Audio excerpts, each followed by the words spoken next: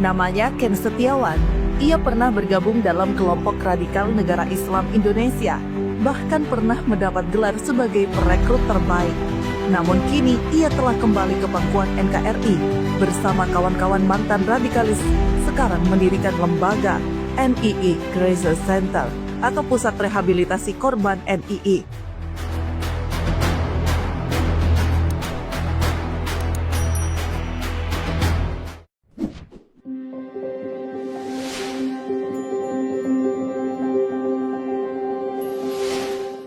Saat ini ia tinggal di sebuah kontrakan sederhana bersama keluarganya di daerah Wai Halim, Bandar Lampung. Ia dulu menyesal sebab merasa buang waktu, tenaga, dan materi.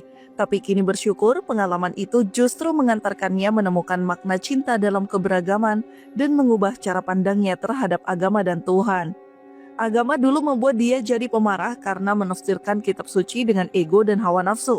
Namun kini agama mengantarkan pada semangat hidup untuk bangkit dan berusaha menjadi bermanfaat untuk sesama.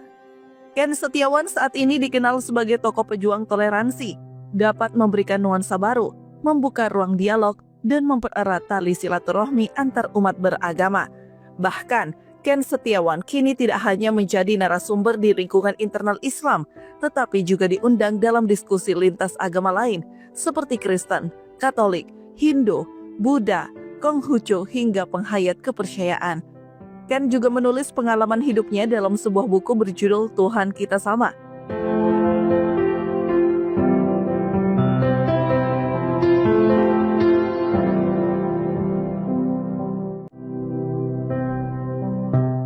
Menurut Ken Setiawan, kita masyarakat Indonesia harus bersyukur punya dasar negara Pancasila sebagai alat kesepakatan bersama untuk pemersatu bangsa yang heterogen.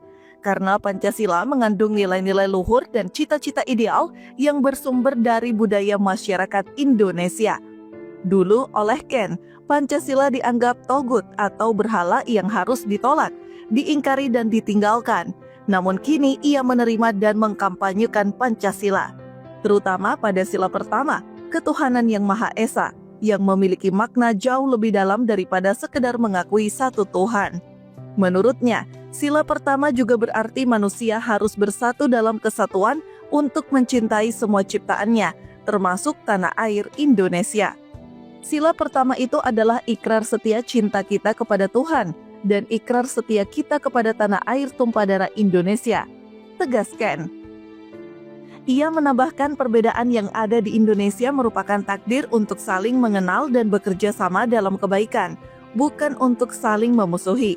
Tuhan itu Maha Pengasih dan Penyayang kepada semua umatnya, maka sebagai hamba pun kita harus mengasihi dan menyayangi sesama manusia.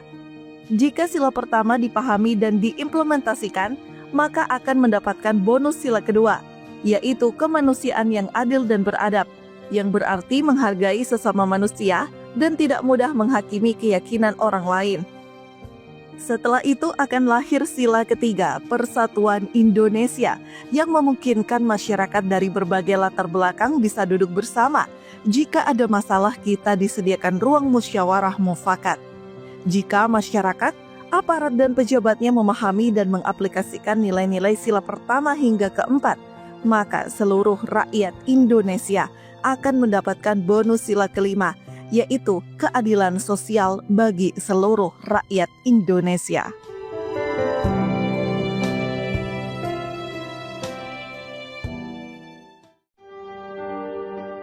Menurut Ken, agama itu sama dengan ageman atau pakaian, yaitu sesuatu hal yang melekat dalam diri kita.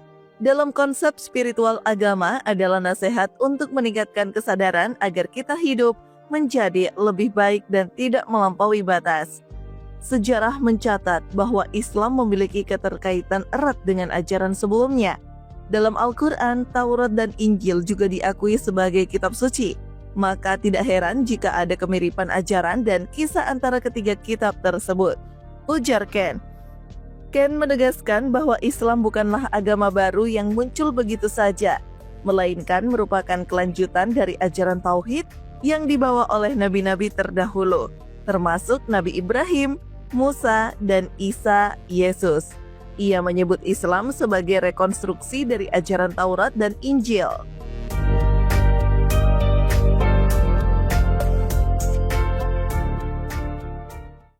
Ken Setiawan menyampaikan bahwa rukun Islam bukan sekedar rangkaian ritual ibadah untuk meningkatkan kesadaran spiritual agar connecting atau terhubung dengan Tuhan, melainkan sebuah strategi, deklarasi perlawanan untuk bangkit dari keterpurukan.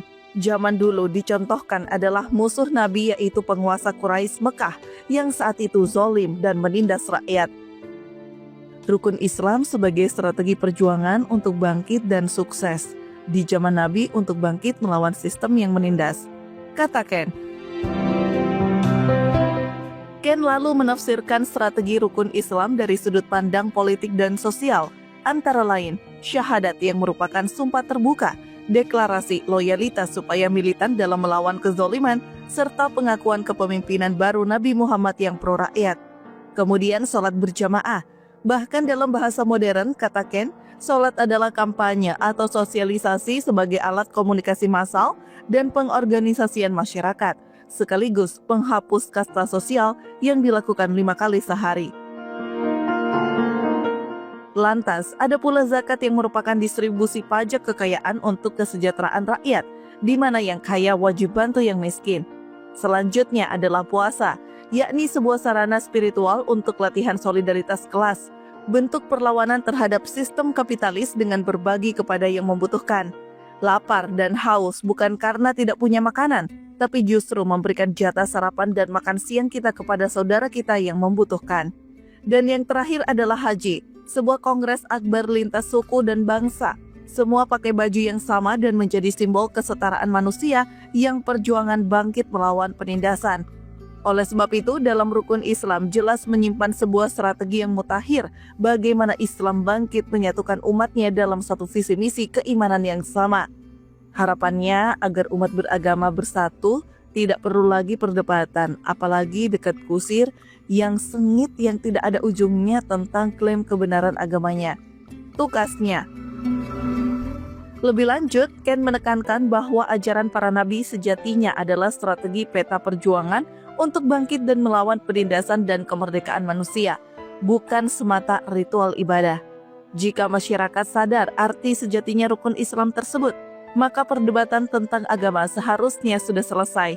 Tak ada lagi kasus intoleransi atas nama agama, sebab musuh para nabi-nabi terdahulu bukanlah perbedaan agama, tapi para penguasa yang zalim dan menindas.